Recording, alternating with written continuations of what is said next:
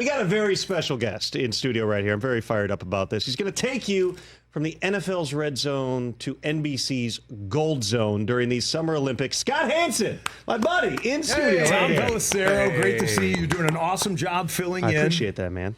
And let me just say this off the top, if I can.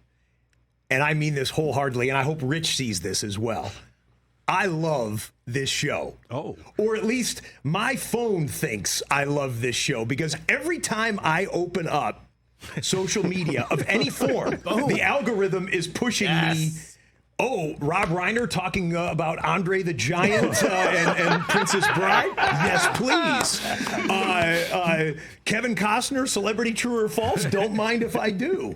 The social media operation. TJ and Brockman and the crew. And I have sat in my car and been delayed for meetings because I'm like, I got to get through Rich's pontification about the 2023 Michigan Wolverines football excellence here before I go on to the next part of my day. So it's a thrill to be here in studio. For all the viewers that are watching this, like me, that have watched this and this is the first time I've been in studio. I've been on the show virtually a couple times, Zoom or whatever else.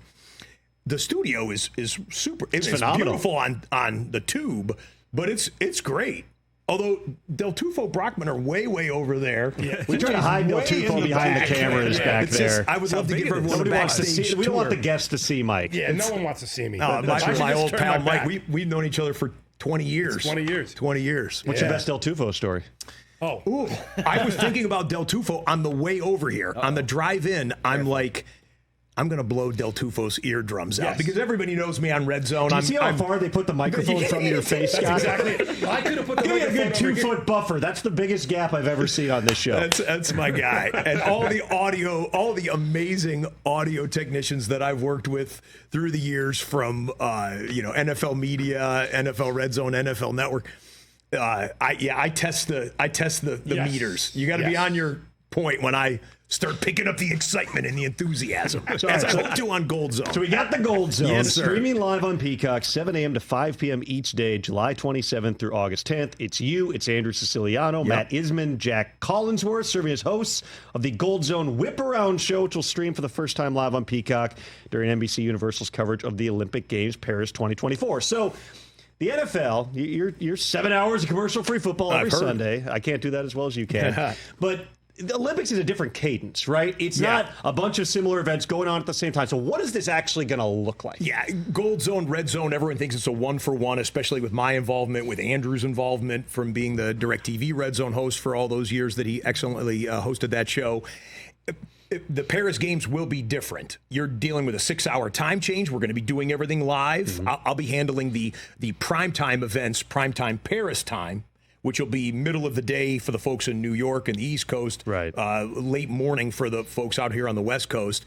But you've got events that are not synchronized. They're not synchronized kickoffs like the NFL. Mm-hmm. We're going to have commercials on Gold Zone. Spoiler alert. There are events that are untimed. The judging events have a way different pacing than the clocked events. So do you chop those up then? It's performance, judge. The concept is going to be the same as Red Zone. Whatever the most interesting thing in Paris, in or around Paris, and that means Tahiti as well. I don't know if you knew this. They're doing Tahiti is going to handle the surfing for the Paris Games. The farthest away any event has ever been from the actual host city. It's almost 10,000 miles away. So they gave the games to Paris. Then they're like, we got a problem here.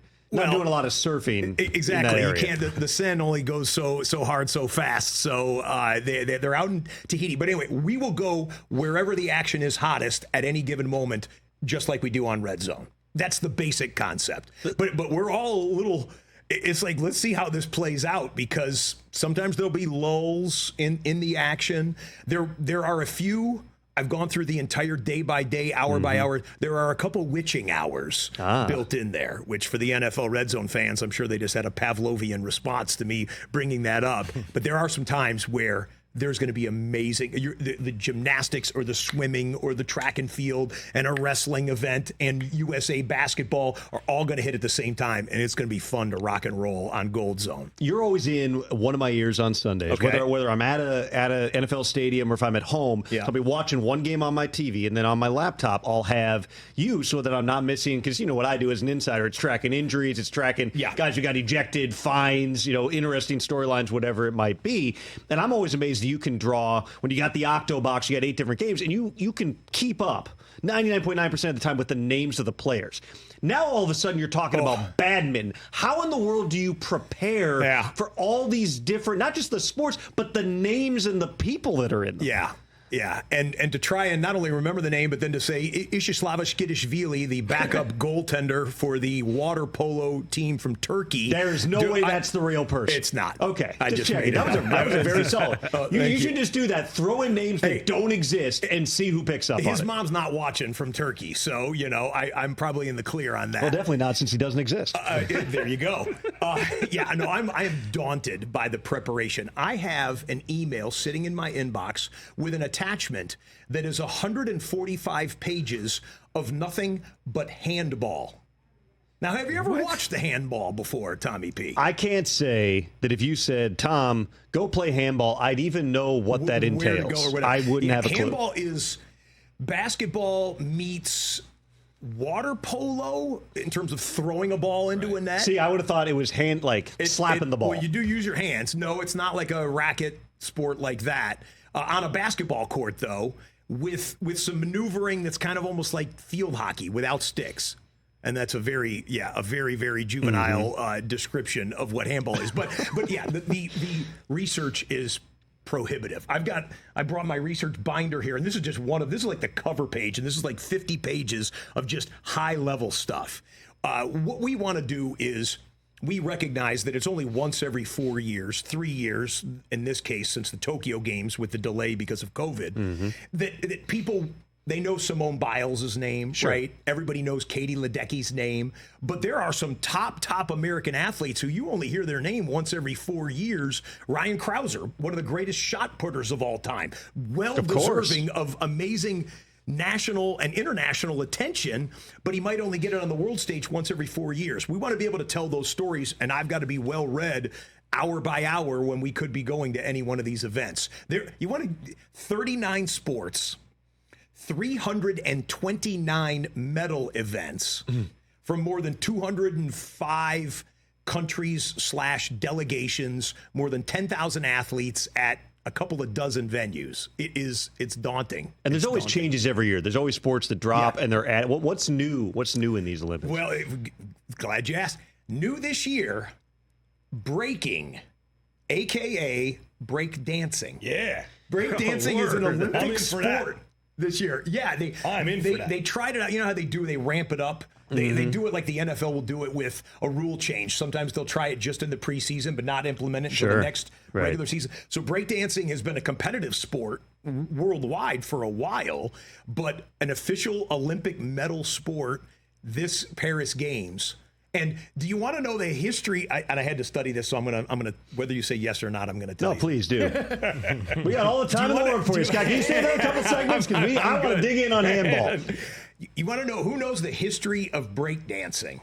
I mean, the history? I've seen Breaking 2 Electric Boogaloo. That's about where it starts and ends for me. You knew the byline on that. Very good. Back in the day, a little cardboard box down on the ground. Yeah, I mean, we should, box. Egyptian lover style, you know what I mean? Well, yeah.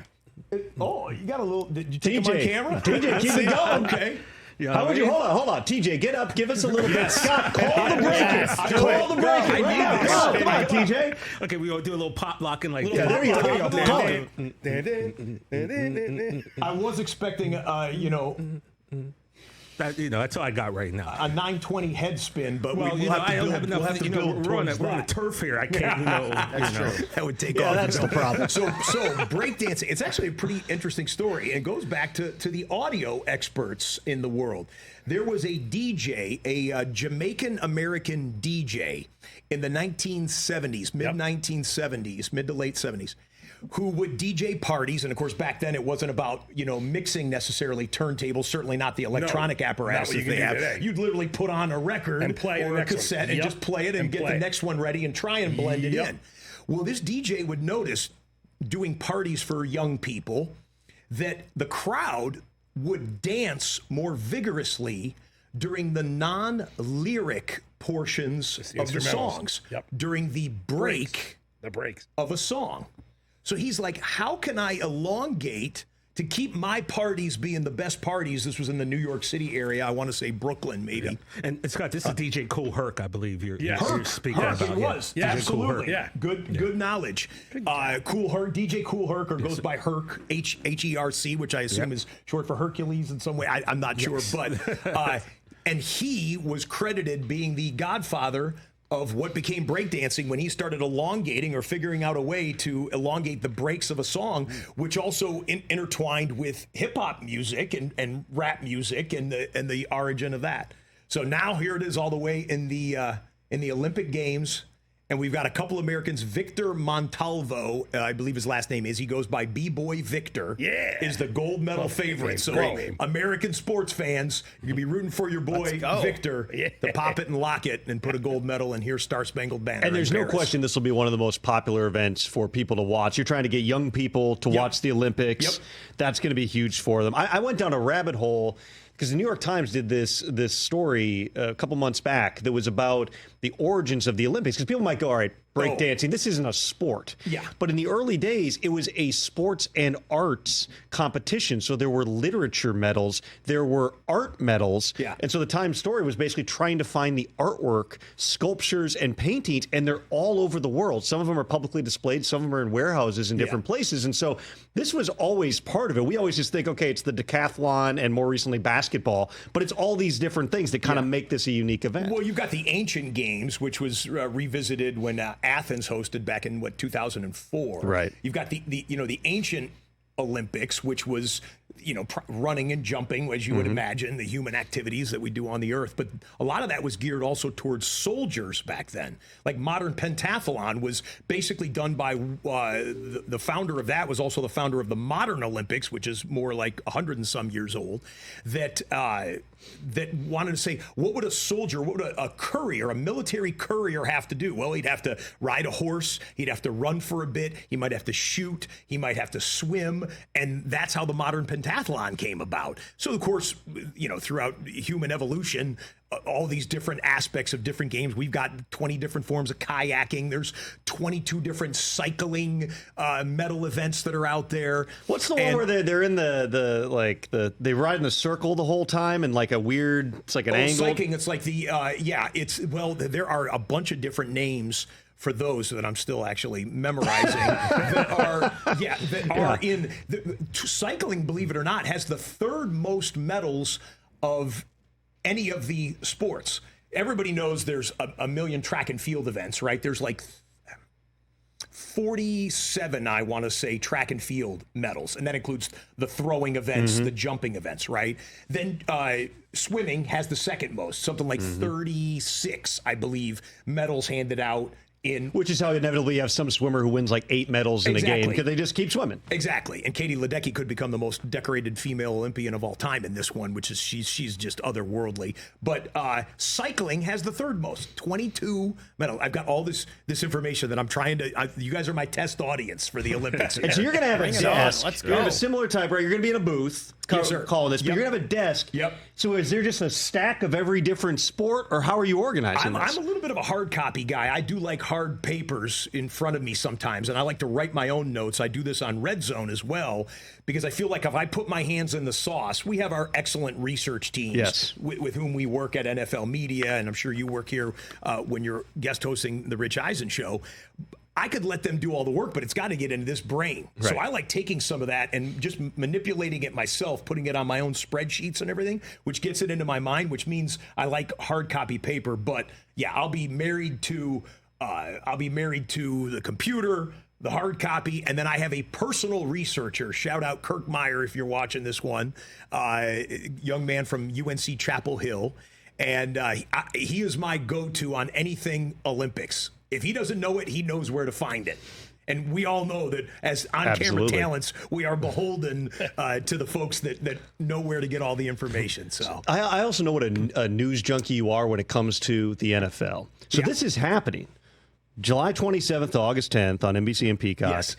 That is the heart of those first 2 weeks of training camp where normally you're sitting there interviewing, Josh Allen or something at training camp. Yeah. Are you going to have somewhere? I know you've got every monitor in the world. Yeah. Is one of these going to be tuned into NFL Network? Are you going to, in your after hours, you're going to catch up on NFL news? Yeah, great question. Two things about that. One, thank you to the executives both at NFL Media and NBC Sports. Contractually obligated here to provide this. Able to let Uncle Scott do double duty this year with the Olympics and with football season coming up. It helps that they pass along a couple $1 billion between them and for a Sunday night football package.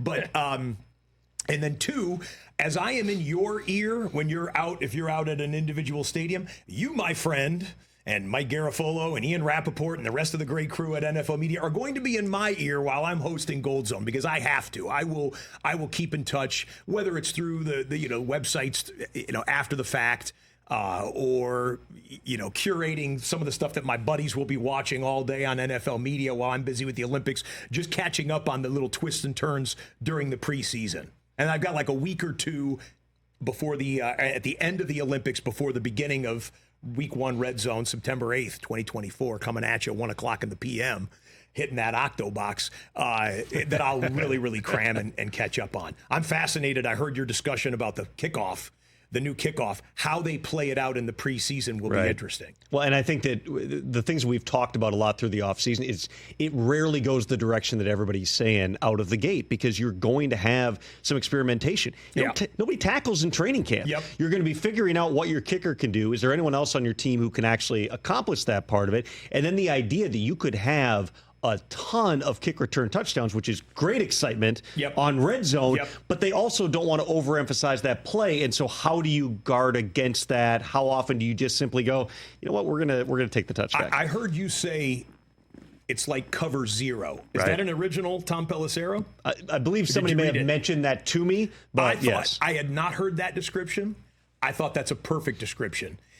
People, when I bump into people in the summer and the off season, they always ask, what's your bold prediction? And they want a Super Bowl champion out of nowhere, whatever. I said, my bold prediction this year is that we'll have double-digit kickoff returns for touchdowns. I'm with you. If these guys are actually trying to put it in the landing zone and let people return, there will be bad fits with the blocking wall, if you will, and the tackling wall, a la cover zero, and you get past that little first 6 yards, you're in the open field. Right. And if you aren't using a safety or whatever to kick off, that kicker's not going to make that tackle. So I think we could. The average NFL season has roughly 3-4 kickoff returns for touchdowns. It's plummeted, obviously, in recent years. Sure. Almost everything's a touchback now. Every kickoff in the Super Bowl was a touchback. If these are live plays, every time to start a game, every time to start a second half, every time after a score, if these are live plays, we're going to see double-digit kickoff returns for touchdowns. When you finish a 7-hour Red Zone shift, or you finish an all-day Gold Zone, how long does it take Scott Hanson to calm down? I know this is really you, and you're just kind of always at this level. But I have to imagine when you're going and going and going, do you how do you get yourself out of that? Like, I got to calm my brain down. And you're going to think I'm doing this for effect. I finish Red Zone.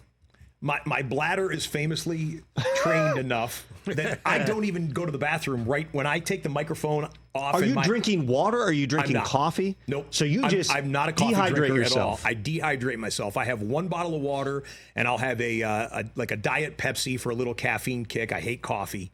Diet Pepsi, official soft drink of the National Football League. This is why he gets the big bucks. And that's 3 hours before showtime. Right. I like to be the first one in the studio. I eat sitting at the desk in NFL Media headquarters, and then I cut off all liquids, all food 3 hours before. Use the facilities twice in the last hour before we start the laser show, and then it's the willpower of a ninja for the rest of the show. I don't even have to go to the bathroom. I can drive home.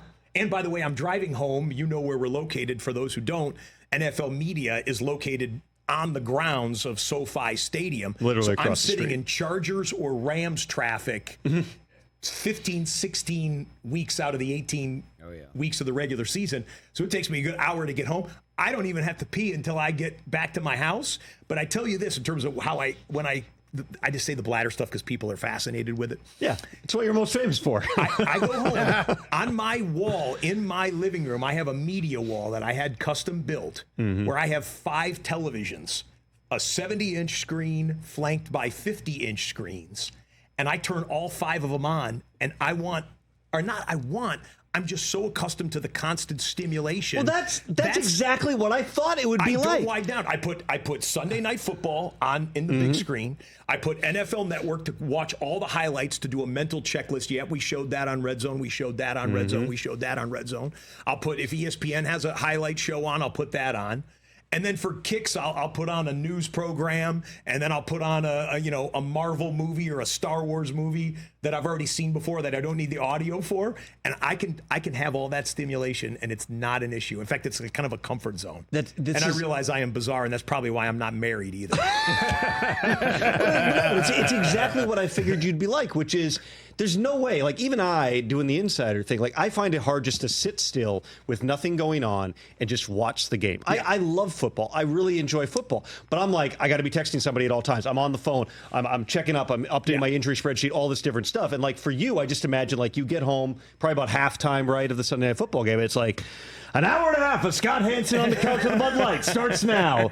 But like, there's no way you just go from 100 to 0 on these things. No, I take the stimulation. I'll open up social media. I'll sift through my Rich Eisen push through videos that I'm sure accumulated throughout the week. I'll go, baby. And then I'll go to Twitter, X, look through some comments about what people said about RedZone, see if there's any mistakes that we made, whatever else. And no, it's a good night. And then I rehydrate, which is always, the nice. Well, I'd nice imagine you're completely dehydrating yourself for 10 hours, and then a couple of pops or whatever What's your go-to? What do you do? First of all, you got to have water based, right? Smart idea, right? If I enjoy something, I'll do a nice, because keep it simple, nice vodka soda. And I'm not going to name brands unless they keep send me those something. calories down. As you rep in Paris and NBC here, of course, true. for the people who cut the checks. Speaking of which, I do come bearing gifts. Hey, little something, and because NBC Sports spent an ungodly amount on Olympic rights, I've only got one. So, Tommy P, it's yours if you want it. I appreciate that, man. Thank you very much. Can we do a little, Brockman? I don't know if you remember. Last time I was on this show, you should remember this because it was a great mess up the hair, Chris moment. Oh, I thought about that. I'll put it right here. I'll wear it out. No one gives Tom a hat. There you go. Unless you get one of those Scott, I like it. Before you get to what you're going to say, what would be your Olympic event that you would want to do, or what would be the coolest one you think to compete in? To compete in? Yeah, for yourself personally. Wow. Like badminton, I think would be super fun. Like something crazy off the wall. What do you think you could do? What event do you think? If you had like 3 years to train, what do you think you could qualify in? What's the curling of the Summer Olympics? Because curling's definitely the Winter Olympics one, right? Like if any of us became an Olympic athlete, anyone in this room, it's curling. The things that look the hardest that are supposedly, apparently, one of them's dangerous too. That for whatever stupid reason, I think I thought I could do. I'm an elder statesman now, but back in I think I could have pole vaulted. Oh, which is extremely dangerous. Very dangerous. Like you could get some nasty compound fractures and everything else like that. Because you're fearless? Why could you have done I think pole vaulting? I would get myself to a place where I'm like, you got to get that full head of steam. You got to jam that pole down into that. I don't even know whatever what that thing is, that little tray thing there. Yeah, I want to avoid the terminology because it could go somewhere else, and the algorithm will put Scott Hanson out in wrong context. It already is. I'm not going to have that. But and then just get that, just bend, lean back, use your body weight, flip over on gravity, and the joy that those guys and gals have when they crest and they can fall, and they know by the time their nose clears the bar. Did it. That they are clean on that jump and they're celebrating a gold medal or a new personal best or a world record on the way down for whatever reason. Now, that doesn't really answer your question because I would probably end up in the ER if I I tried want to that. see you pole vault, Scott. And I think 4 years from now, we're going to have to make this happen. I would try it once, but that pad that they have there, that pad, they need it on the entire track and field infield, the entire thing, including where I'm running. Well, Another one, I would say. So I played football at Syracuse, as we know. Go We're winning the Orange. ACC Excited this about year. We're winning the ACC this year. We're gonna go to the college football playoff. You're here first. We have such an easy schedule. Keep him on a single shot. 12-team playoff. I'm all in on Fran Brown. I'm all in on Fran Brown. I had lunch with Coach Fran Brown, who is the new head football coach at Syracuse University. He was one of Kirby Smart's top assistants at Georgia. One of the best recruiters in the nation. One of the best recruiters in the nation. And you've seen that with who we've been able to get and pry away in the portal. Has Jersey and New York ties, so is comfortable. Killing it. And, dude, that guy, I mean, we had dinner. We had dinner out here in Beverly Hills when he was on a West Coast swing, kind of learning all the different, Orangemen and whatnot, and he got me jacked up. So pumped. But that's a bold prediction there. Win the ACC. Well, anyway, so I was telling you about the Olympics. Flag football's on its way for the Olympics. Yes. Patrick Mahomes is on record as saying he wants to be the American quarterback. Well, that'll be some interesting decisions for the NFL to make because they're throwing everything they have behind. They obviously made this push internationally to get flag football in the Olympics. The idea they're not going to release their players to participate in it seems far-fetched, but that's also a pretty good chunk of time through the offseason. Then you got guys flying back internationally to go right into training camp 2 weeks before the season. Do they let Justin Jefferson go out there and play wide receiver? Maybe not. But the benefits of spreading flag football globally with the face of the NFL, Patrick Mahomes playing no question. Relatively flat-footed quarterback. You go 1 year, 1992 Dream Team style, and just let them go and absolutely dominate. And right.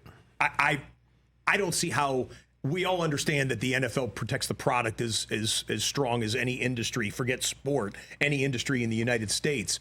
I don't see how they, pardon the double negative, I don't see how they don't let it happen. I think it absolutely has to happen where big-time NFL players will participate and the benefits for the game of football, for the Olympics, and for the athletes who want to mix. Patrick Mahomes is a sports fan, man. Right. You don't think he would like Well, you can't show up there with like the UFL, no offense to the UFL equivalent of like the guys who didn't make a team. You can go to NFL legends, I suppose, guys who recently retired. That's a good one. That would be another way to do it without using current NFL players. They'd still. Who's stopping Ocho Cinco and T.O. out there? Give me Michael Vick. Like J.J. Watt shows up as RedZone target. Quarterback. Like, come on. Go ahead. Mike Vick at quarterback. Let's have some. I mean, Mike's getting older though have now. some fun I'm out talking there. guys who Come like on. just. Well, I mean, I'm sure he can run around everybody, but there's gonna be You don't 20-year-old think Tom dudes Brady out would there. sign up for that? Expand his brand? RG3 could still run a 4.4. Like, let's go. Tom Brady in that setting would be phenomenal. You want to hear a Tom Brady in that setting story? Yeah, of course. Please. 2 years in a row, Tom, by the way, big NFL Red Zone fan, even when he was playing. And I'm not just saying that because I'm sitting here, but he used to tell me he loved the bye week. He loved playing on Thursday Night Football so he could watch Red Zone all throughout his Sunday. So a couple years in a row, I played in Tom Brady's charity flag football game, okay? And it's Brady. This is back in the New England Patriot days, and it's back like 10, 12 years ago. He all kinds of celebrity. We had who is from The Shield, the actor Michael Chiklis, who I think has been on the show. Big Boston fan. Yeah, big Boston fan. He played in it, and then you had like Carl Lewis showed up to it. Then you had Scott Hanson running around, and then you had Julian Edelman, a young wide receiver. Julian Edelman, before many people knew his name, would come out and he would play in it. And then you had guys that were big money guys that donated to Best Buddies was the charity that benefited, which is an amazing organization. Yeah. Google Best Buddies when you get a chance. That donated. These guys were weekend warriors, 30, 40 pounds, on the bad side of their high school football glory days. Brady warms up with everyone. He was quarterback for both teams. He warms up with everyone. He hit everyone on stride, was able to calculate, that's Julian Edelman going on a 9 route, an actual NFL wide receiver, and I can hit him. He's running a 4.4 up the seam. Yeah. And there's Scott Hanson running a 10-yard dig, and yeah, he used to be sub-5, but he ain't now with his 40-yard dash. And then this dude who is, works at Fidelity Investments that donated $50,000 to be on the team to catch a pass from Brady, who's kind of oompa-looping around. He hit everyone on stride. He calculated, okay, here's my personnel. And it was one of the most remarkable things to see at field level and then on the field as well. And I'll admit it because he'll bust my chops next time I see him. I dropped the first pass he ever threw to me, and it was the most gorgeous pass. And I played wide receiver at Syracuse at the end of my time. I was mesmerized. He threw from me to you, and I was like, this is the most beautiful pass I've ever seen right through my hands. It was right here. What did he say? I was going this way. The next year I played in it, and he goes, "You're not going to drop any more passes, are you?" He remembered. He throws 300 passes during this. He remembered. He goes, "You're not going to drop that." I caught a 2-point conversion later in the game that helped our team to victory, and I returned a kickoff about 50 yards as well. But that's neither here nor there. He remembered the drop pass, and he busted my nuts about it. I thought, this dude, yeah. So Brady, I think 100% he'd be in on some Olympic flag football. He'll be 50 years old in 2028, but... For flag football, stand in, throw it to really fast guys. Yes, and if we've been seeing his social media posts, he's still on the avocado and the TB12. Oh yeah, no, method. He looks great. He's still looks fantastic. Yeah. All right, NBC's Gold Zone stream live on Peacock from 7 a.m. to 5 p.m. each day, July 27th to August 10th. This guy, Scott Hanson, one of the hosts, up to 40 events happening simultaneously during the Paris Olympic Games. Gold Zone will present viewers with the best and most compelling moments happening at any time. Catch the opening ceremony of the Paris Olympics next Friday, July 26th on NBC and Peacock. Sky, you're the absolute best, man. Great to be with you, Tommy. We'll see you during the football season. And guys, thank you for having me. Appreciate it. Be tuning in to Gold Zone when I'm jetting between training camps, man. So we'll see you soon here. All right. Catch the Rich Eisen Show every single day on the Roku channel, 12 to 3 Eastern, for free.